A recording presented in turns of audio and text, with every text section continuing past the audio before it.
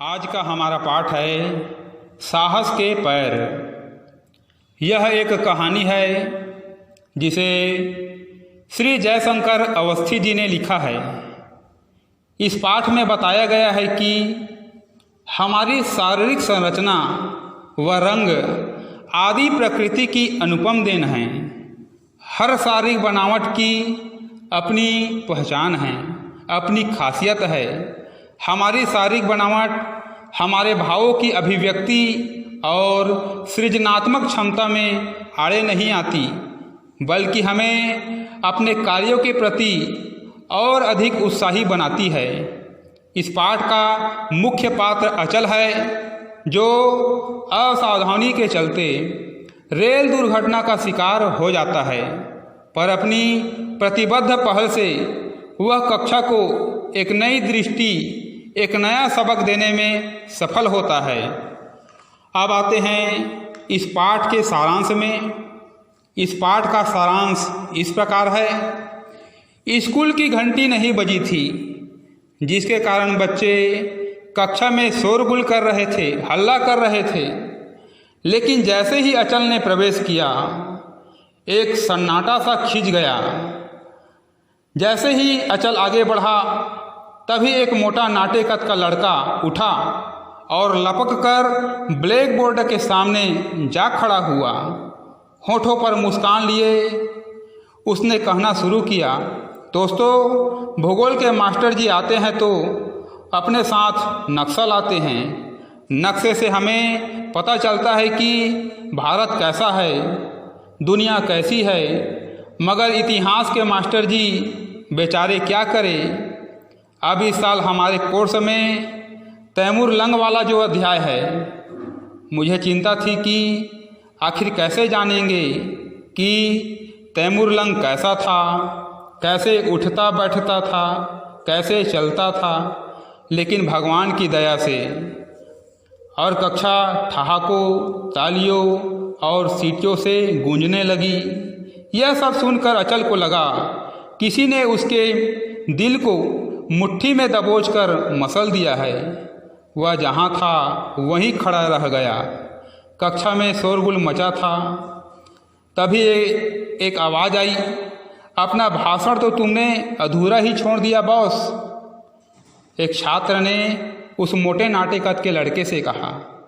लेकिन तभी घंटी बज गई और मास्टर जी कक्षा में आ गए। शोरगुल थम गया। सब बच्चे अपनी अपनी जगह पर जाकर बैठ गए। मास्टर जी ने हाजिरी ली। फिर उन्होंने पुकारा, अचल श्रीवास्तव। अपना नाम सुनकर अचल चौंका। उसने खड़े होने के लिए अपनी बैसाखियाँ संभाल ही रहा था। तभी मास्टर जी अचल के पास जाकर बोले, बैठो बेटे, बैठे रहो।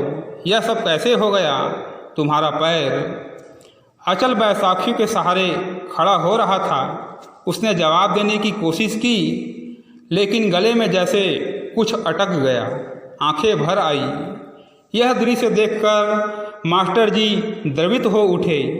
उन्होंने अचल की पीठ थपथपाई और वापस अपनी जगह पर आकर सभी बच्चों से कहने लगे, देखो, ये जो अचल है वह तुम लोगों का नया दोस्त है, जो दुर्भाग्य का शिकार हो गया है। अच्छा हो कि तुम लोग अचल के प्रति सहानुभूति का भाव रखो। लेकिन मास्टर जी के इस उपदेश का कोई असर नहीं हुआ था। कालांश खत्म होने पर जैसे ही मास्टर जी कक्षा से निकले, धमा चौकड़ी फिर से शुरू हो गई। नाटे कद का वह मोटा सा लड़का फिर उठकर भाषण देने के अंदाज में ब्लैक बोर्ड के पास जा खड़ा हुआ था। स्कूल में किसी प्रकार से अचल का पहला दिन बीत गया।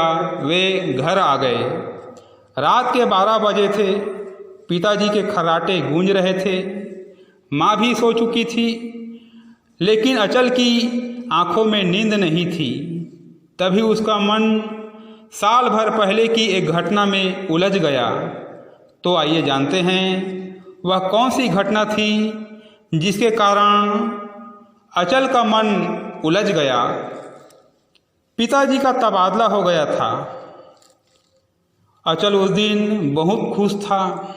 रास्ते में एक बड़े स्टेशन पर गाड़ी रुकी थी।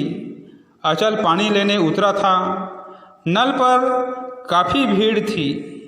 जब अचल का नंबर आया तो गाड़ी ने सीटी दे दी। पिताजी घबरा कर चिल्लाए, रहने दो अचल, अगले स्टेशन पर पानी ले लेंगे। वह दौड़ा। गाड़ी रेंगने लगी थी। घबराहट में उसका मतलब अचल का हाथ डिब्बे के हैंडल पर नहीं जमा। पैर फिसला और रेलगाड़ी के नीचे आ गया। यात्री चिल्लाने लगे, देखो देखो, दौड़ो दौड़ो। उसके बाद क्या हुआ अचल को याद नहीं। होश आया तो वह अस्पताल के बेड पर पड़ा था। सिरहाने के पास माँ बैठी सिसक रही थी। पिताजी गुमसुम खड़े थे। वह कुछ नहीं समझ पाया। फिर जब उसे पता चला कि वह एक पैर गंवा चुका है तो वह तड़प उठा था। सारा अस्पताल उसे चक्कर खाता सा नजर आने लगा था। और फिर वह दिन भी आया जब अचल बैसाखियों के सहारे चलता नए स्कूल में प्रवेश लेने गया। पिताजी भी साथ थे। कितनी ही आंखें अचल पर गड़ गई थी। लड़के उसे इस तरह से देखने लगे थे जैसे वह कोई जानवर हो। अचल गुस्से और मजबूरी से कांप उठा था और अब कल उसे फिर स्कूल जाना था।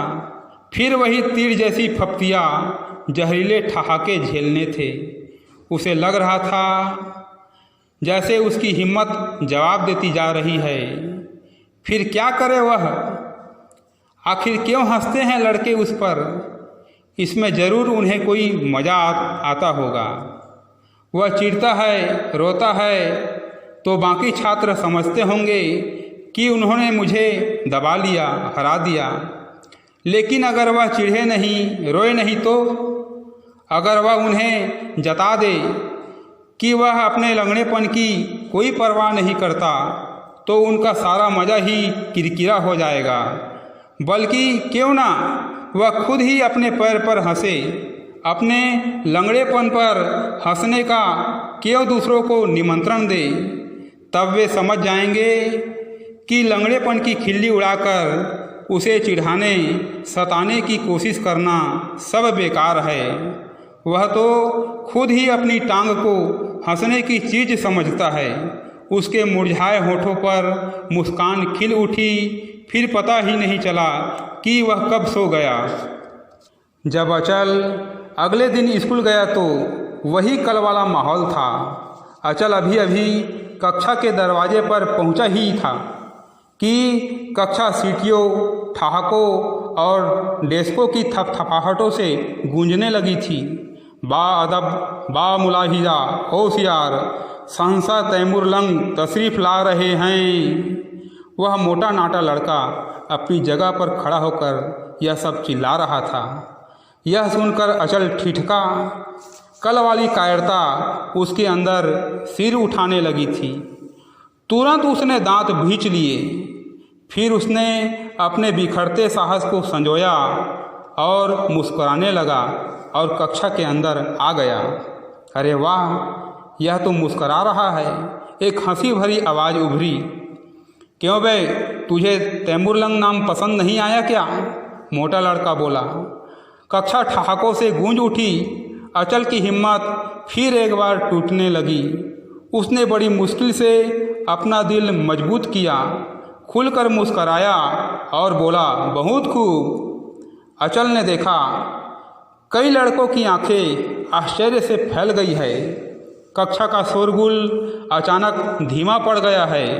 वह मोटा लड़का भी हक्का बक्का रह गया था। वह खिसियानी सी हंसी हंसकर बोला, दोस्तों सुना, यह कहता है कि इसे तैमूर लंग नाम पसंद है, बल्कि बहुत पसंद है। क्यों ना इसे हम। अचल ने उसे बात पूरी करने का मौका ही नहीं दिया। बैसाखिया टेकता हुआ उसके पास पहुंचा और मुस्कुराकर बोला, नाम में आखिर रखा ही क्या है जनाब? तैमूर लंग कहो या अचल, रहूँगा तो वही जो मैं हूँ। यह सुनकर सारी कक्षा सन्न रह गई। अचल का उत्साह 2 गुना हो गया। वह कहता रहा, अब देखो ना, मेरा नाम है अचल। नाम के अनुसार तो मुझे अडिग अचल रहना चाहिए, पर जरा ये बैसाखी हटा दो, फिर देखो तुरंत सचल ना हो जाऊं तो कहना। कहते कहते अचल खिलखिलाकर हंस पड़ा। उसके कहने का अंदाज ऐसा था कि कई लड़के भी हंस पड़े। मोटा लड़का भी हंस पड़ा, पर अब किसी की हंसी में वह पहले वाला तीखापन नहीं रह गया था।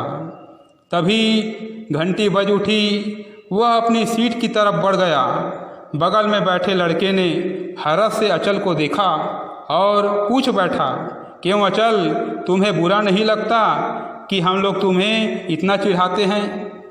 अचल पहले तो चुप रहा, फिर एक गर्वीली मुस्कान के साथ बोला, मैंने अपने ऊपर से गुजरती हुई ट्रेन को सहा है दोस्त।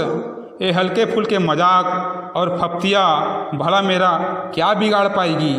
और अब उसे लग रहा था कि उसके पैर हाड़ मांस के नहीं, लकड़ी के नहीं, साहस के हैं। और साहस के कभी न थकने वाले पाँवों के सहारे वह जीवन की बिहड़ राहों पर बढ़ता चला जा रहा है।